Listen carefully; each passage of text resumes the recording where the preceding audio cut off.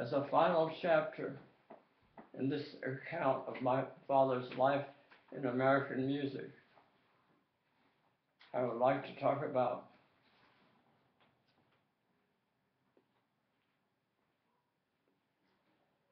a few of the things that my father and I did together with great pleasure. He was a very busy man, and it was very unusual for me to have much time alone with him, because was working usually 3 jobs. One as professor of music in the Department of Music at the University of Tennessee, which he had founded in 1947, and also in his job as music director, artistic director of the Knoxville Symphony Orchestra, a post he kept for 25 years, and also functioning as manager of the orchestra with the help of his very able secretary, Betty Moody, and who did a lot of the work of a manager of the orchestra, and probably didn't ever get paid what most managers would have gotten. His first manager of the Knoxville Symphony, when he took it over, which had been an amateur orchestra, which he built into a competent orchestra after about 12 years of conducting it, especially as some of the principal players in the orchestra, like first viola, first the cello, bassoons, oboe, and various brass players in the wind sections of the orchestra. So he did not have a lot of time working as a teaching composition, counterpoint, orchestration, and conducting to his music students, and flute. He was professor of flute and composition, but he taught also counterpoint, orchestration, and conducting, as well as keeping a number of flute students. He had three young women flute students whom I remember came over to our house to play duets. They were written by Kuhlau, and they were all talented and well taught by him, and did beautifully in my presence. Well, one thing we did one winter, we had a old town canoe with a flat back to which you could attach an outboard motor, gas driven, and we turned over the canoe on a couple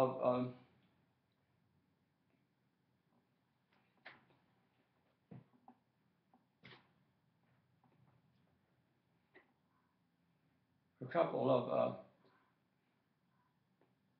places to rest it over some tripods set down in our garage where my mother kept her Cadillac. We sanded and repainted this canoe, which was covered with canvas, and painted with a paint that that was not porous. We sanded it together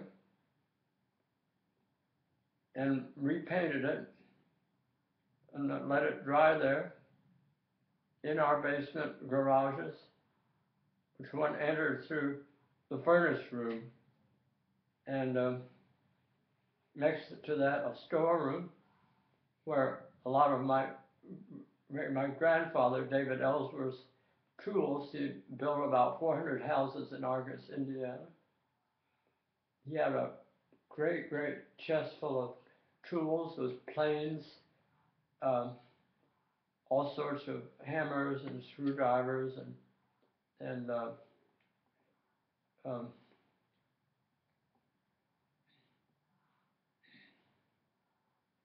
the their claws that you could pull out nails with and break into houses with. Crowbars, they were called. Um, anyway, in that room was kept also a crosscut saw. Well, one winter in February, while I was waiting to go back to Harvard to during reading to get back for a reading period, we had 3 weeks before our final exams in the first semester. It was called reading period. My father and I went down to the riverbank where we had a rose garden where our dog Schnaps was buried. And there were two very high, probably about 50-foot high, pecan trees. The large lower branches had been cut off by the tree surgeons. The Howell Nurseries had sent some tree men down to climb up and cut off some upper branches and also the two big, very thick lower branches. They were about 40 inches in diameter. And these logs were lying down at the base of this rock garden with these spiraling rock made of field stones and other rocks alongside, making a rock garden going down to the lower garden on the bank of the Tennessee River across from the University Farm. So Daddy and I went down there with the crosscut saw. We lifted up the very heavy logs, 40 inches in diameter. And I mean, you could count how old the tree was by counting the rings. We set it up on a couple of rocks and took out the crosscut saw and started very slowly sawing, keeping rhythm to keep the saw so it wouldn't come out of the groove. And we slowly took about 3 days in very cold weather, all bundled up in gloves and I had a hat with the flaps like those Russian hats. The flaps come down, they're covered with sheepskin inside. And we sat there talking to each other while we rhythmically sawed through these very wide 40-inch in diameter logs. And he told me about how his mother had not been able to have children. So there was an old wives' tale that was actually held a lot of truth to it. That if you were infertile, the best way to get pregnant was to adopt some children. If you had little ones you were taking care of, so they adopted a girl named Venus. Her name was Venus Van Vactor. She was very pretty. I know that from photographs. And she was very smart. She was superintendent of schools in a nearby town near Argos and Plymouth, which is near South Bend, Indiana. Argos is 35 miles from Chicago. Well, his daddy said, I said, I don't know if I've told you this, but Mama and Daddy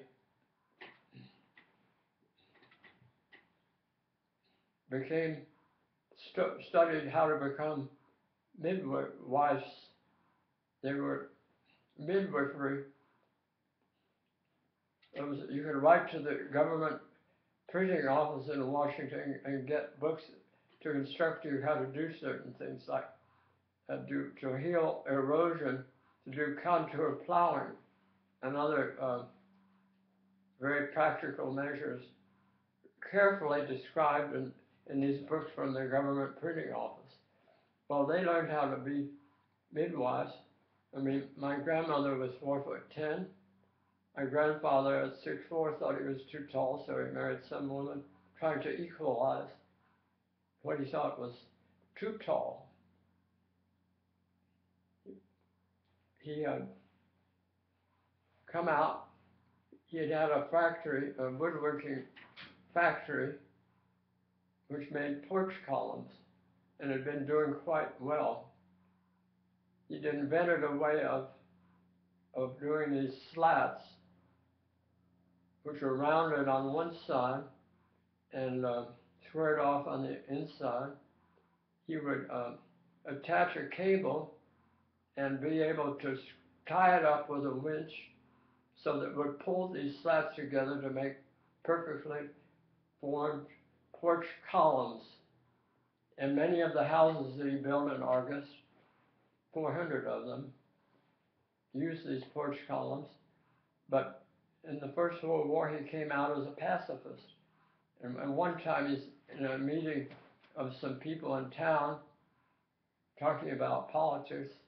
He said, "I'm a pacifist, and I'll lick anybody here who says I'm not," which everybody, of course, got a howl from that. And then he also made a bet that he could put up a house in 5 weeks, all of which the pieces of which he had put together in his woodworking shop. Now the town came out and painted his factory yellow to say he was a coward after he came out as a pacifist. But he wasn't a coward. He was a hard-working man who was a great inventor who invented the pogo stick airplane and studied patent law, taught himself patent law. He got 5 claims on this patent from the patent office in Washington before he was 75 years and died of prostate infection. A horrible story in itself. And then Daddy told me about this obstetrician in Argus who had lost a lot of children and a lot of women to childbed fever, not using sanitary way of, I mean, you had to boil the sheets and towels that were used in a delivery of a child to be sure that they were absolutely free of any kind of germs that might cause an infection that would kill the mother and possibly even the child too. And he said, while we were going back and forth with this Costco stuff, which is a great exercise for your shoulders, and also biceps and triceps. You know, this is a rhythmic thing. You have to get in the right rhythm and not bear too much one way up or down to get out of, so the saw comes out of the groove you've made. Anyway, Daddy said, "I've never described my birth, but I was a blue baby when I was born," which meant that he was born dead. He said, "Daddy," my grandfather, David Ellsworth Van Vactor, besides being an inventor, was also a woodworking factory owner and carpenter.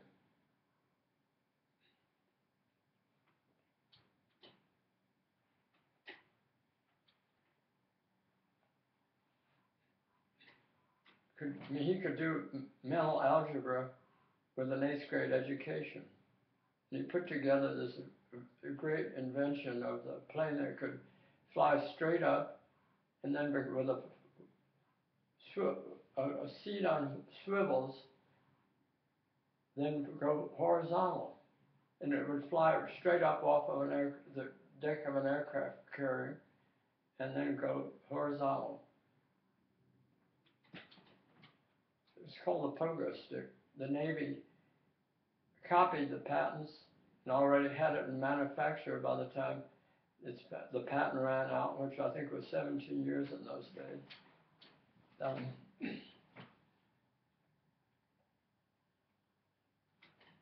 I've actually sent to the patent office for copies of the patent, no answer. I've written an Admiral Kirby, Rear Admiral Kirby, to ask about it, no answer.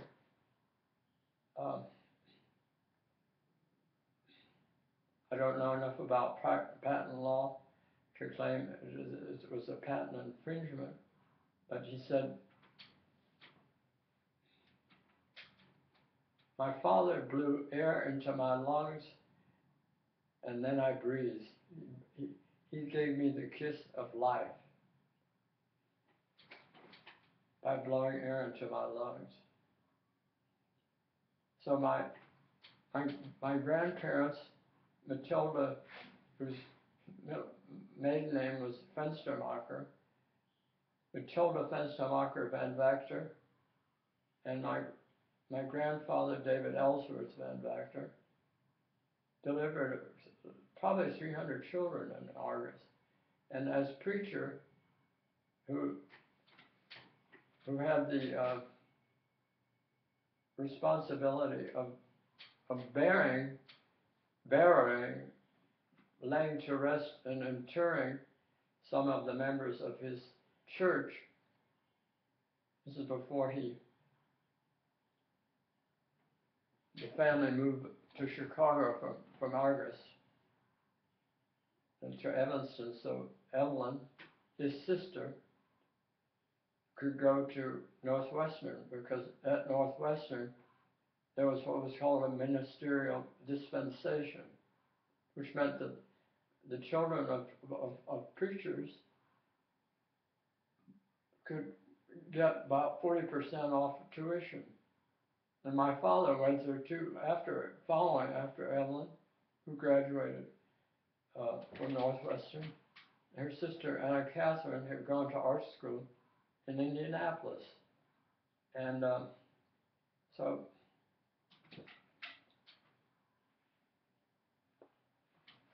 and Venus, whom they had adopted, and also another child of one of his brothers, Lloyd Miller, or Mueller, was it spelled probably M-U-E for umlaut, L-L-E-R, who looked very, very much like me. I have a family photo.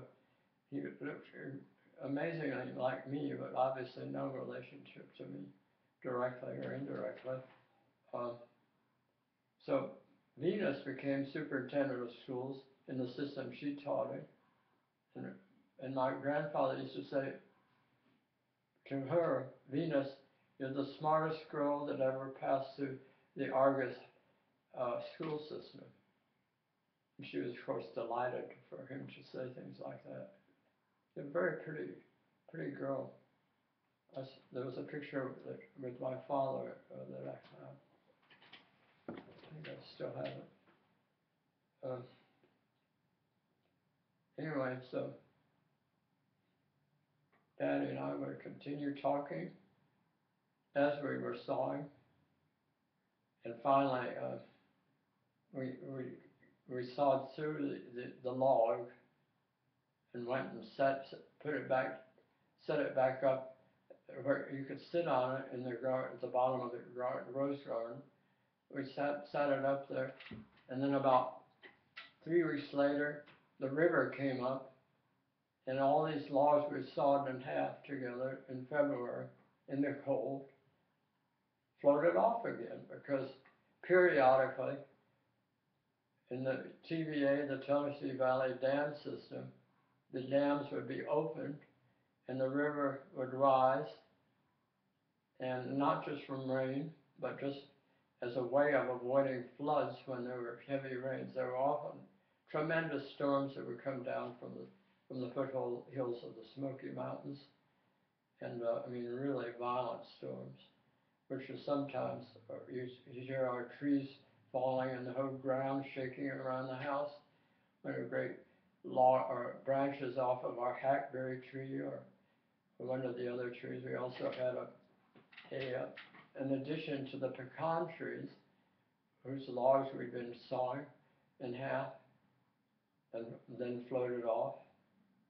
I mean, sort of as a metaphor, it's like an allegory of an artwork which you can never sell, like a painting that takes you a few months to do, and then it sits there in your house for the rest of your life. Everybody admires it, but nobody's willing to take out their checkbook and write a check for it. So I mean, it's like, I mean, there's a kind of there's certain things you do in life that you better get the good out of just doing it for its own sake, not for what you're going to gain by it. And that's the way I feel about writing and about painting. It's the joy of doing it, not any kind of recognition you get. Maybe you make people happy because anybody can see a picture. It's not as hard as reading a book. You just look at it. It's right there. Either you like it or you don't. Either you can read it and you can make sense of what the objects are, what the forms in it refer to, or what they represent. People like my figurative paintings. A lot of people like my totally non-objective paintings. However, I learned so much from abstract painting, and it informed a lot of what I did in my figurative work, my landscapes and still lifes. Another thing my father and I did together was every month he would prepare for the next concert by reading through the score of of all of the pieces he was playing on the program. Give himself 3 months, because he memorized every piece he conducted. He always conducted from memory. I have a witness of all the players in his orchestra, some of whom are still alive, to that effect. And he recognized when he was studying with the conductor of the Knoxville Symphony, with the Chicago Symphony, Frederick Stock, that he had a photographic memory. So he memorized all the major orchestral symphonic repertoire, including all the Brahms symphonies and some of Mozart and Haydn symphonies, and other works, some of which were more experimental, Tchaikovsky's symphonies, and which he conducted with the London Philharmonic, the fourth being the one he conducted with the Philharmonia in London in 1953. When I was away at prep school, I was unable to be present at that concert, but I've heard a tape recording of it. It's almost seemed to run away with him. I mean, it's such a passionately wild and dynamic symphony, and with great fast rhythms and so on. He also did on that concert the third symphony, or first symphony of Chausson, a French composer who has a great finale using organ. And another thing, so while he was listening to the records, the LPs of these orchestral works that were going to come up on the next concert a month in advance, he and I would look at the score. I could follow a score, a pocket score. He had a whole collection of scores, pocket scores of all the major works, from Bach, Beethoven, and Mozart up through the modern works by Richard Strauss and other people, Brahms, and even Bruckner symphonies. We had all the Bruckner symphonies in small scores. They were not the little pocket scores published by Schirmer's, but we would stand up at his stand-up desk where he did a lot of composing. Much better than sitting. to work at a stand-up desk. And he and I would look at the score, and sometimes when I would be moved by something, especially in a Bruckner symphony, I'd say, "Why does that send chills to me, Daddy? Makes me want to cry." He said, "Well, he just modulated from E sharp to F, and it's very effective, isn't it?" He said, I was about to cry myself. And so we'd stand there and hold each other's hands when we get moved by something. And he's a very affectionate man, always demonstrative. We were, always hugged me and kissed me. He's a very, very loving man, full of love and music. And then another thing I introduced him to Samuel Beckett's Waiting for Godot. And I proposed that he set Lucky's speech in Waiting for Godot, which is called now Lucky's Tirade. And he set it for 4 woodwind instruments and tenor. It's a rather high tenor piece. And I took the text and to help him understand some of the themes, some of the words that repeated themselves and images in that speech, I used colored pencils to connect those threads that he wove together in this 12-tone piece that he wrote. Not atonal, but really he always wrote 12-tone in a tonal with using tone clusters. And so that it was not really terribly dissonant, only somewhat dissonant in places, creating conflict and tension. And so I helped him see how this speech was drawn together by these repeated images and like threads, and I used colored pencils to mark that, to connect them in the text. And we got permission from the Beckett family. We have a letter of permission from the Beckett family, which is publisher Roger Rhodes. It still has in his files. And I've given it to a friend of mine who is a tenor, Ben Cox, and also with the 4 woodwinds playing their accompaniment. But he's never he never recorded it. He never performed it. Not yet recorded. This is one of the great pieces my father wrote. But I think maybe the greatest is the Nachtlied, which is a setting of one of the night song from Nietzsche's also Sprach Zarathustra. And that is a piece for coloratura, soprano, and strings. I think it should be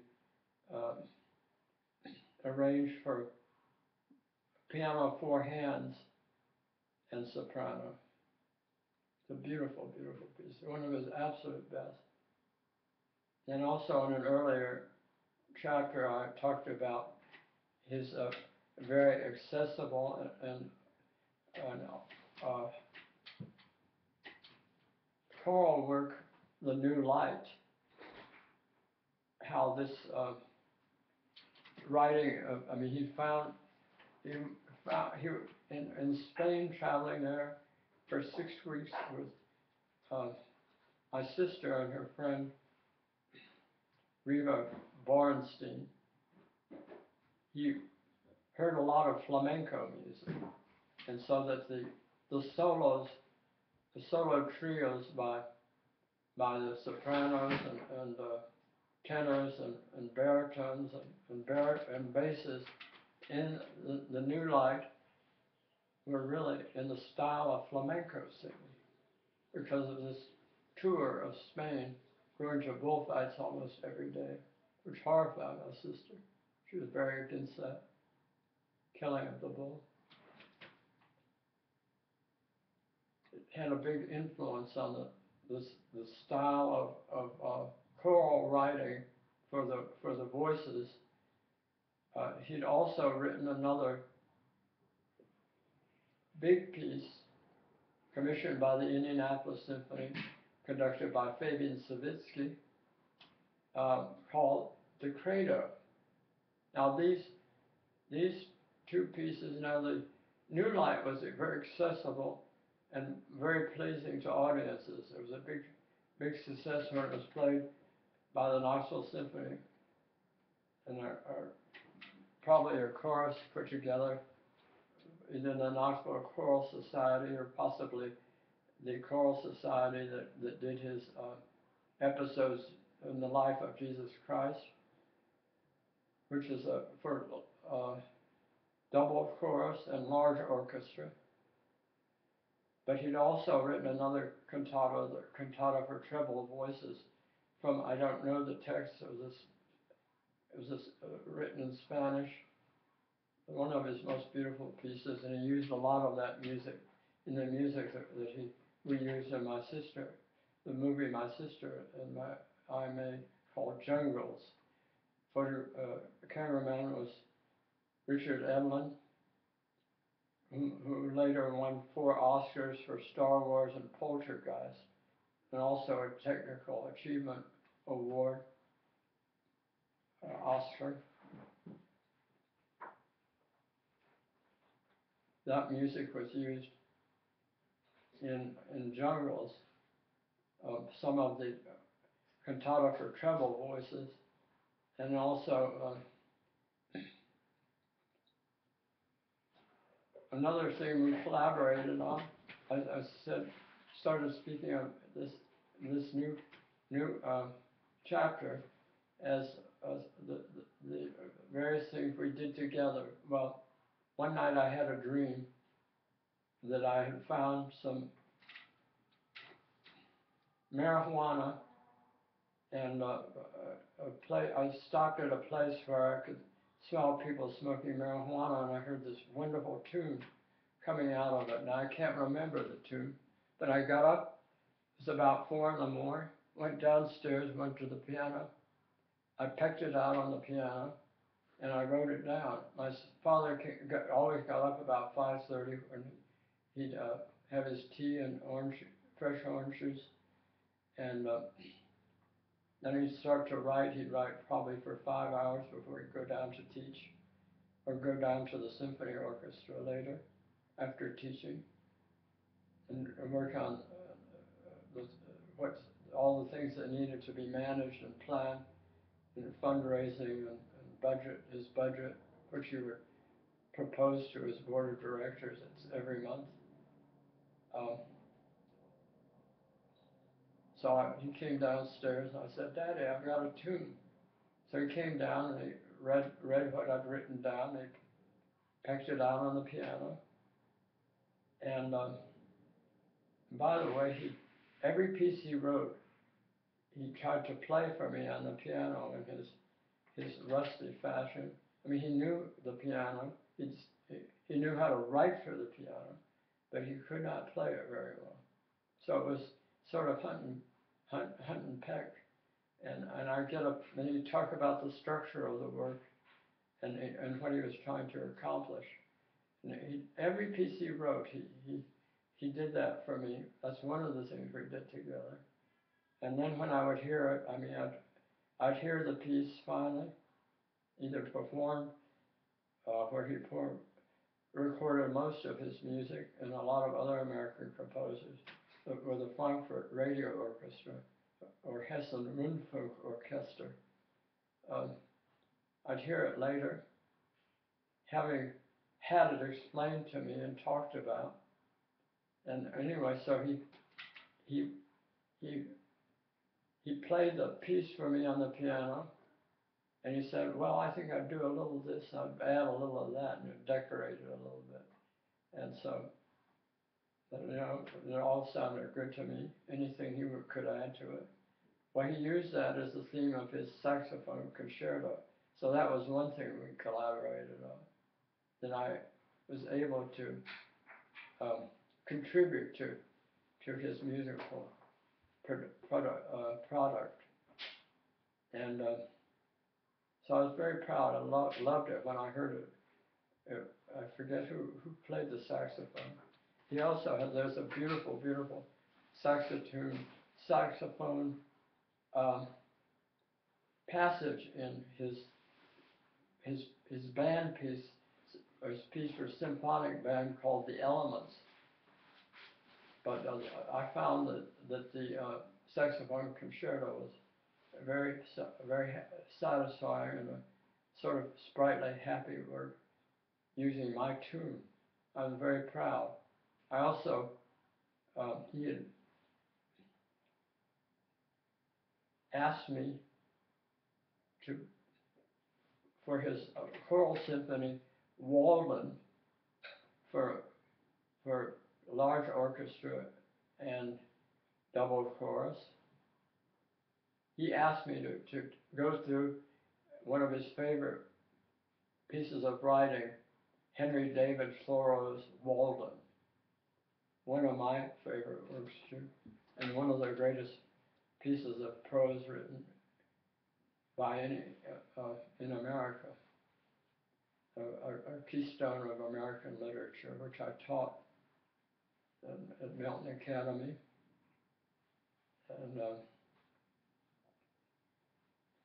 And he asked me to go through it and put together a text that he could set for large orchestra and soloists. And so I came up with all what I thought were the best lines in the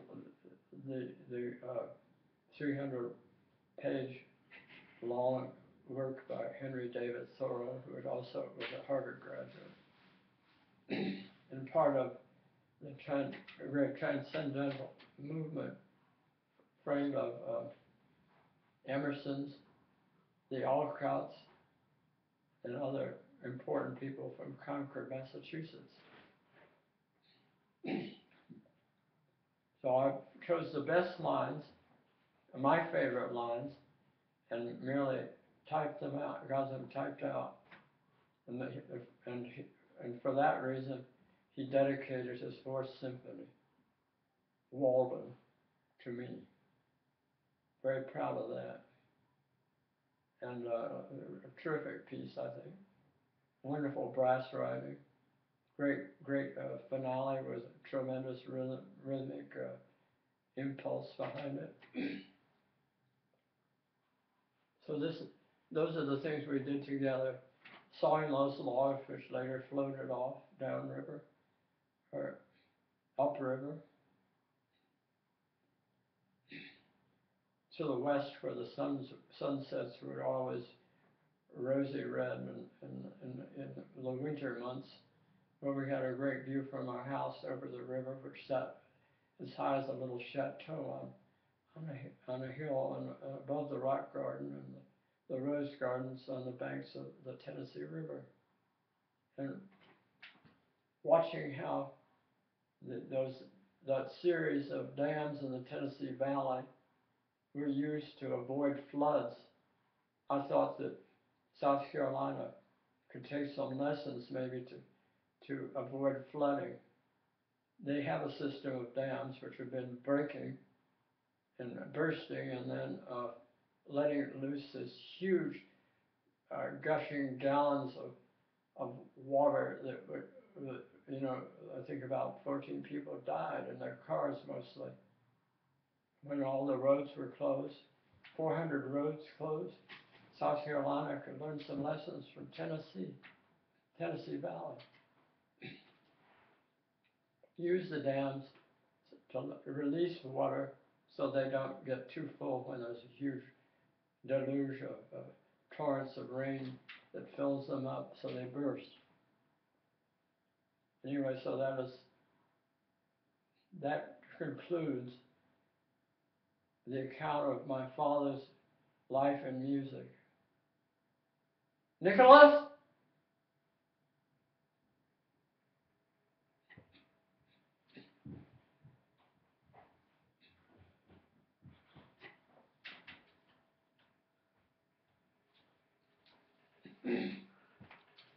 All done? Mm-hmm. I think it turned out well. Mostly done.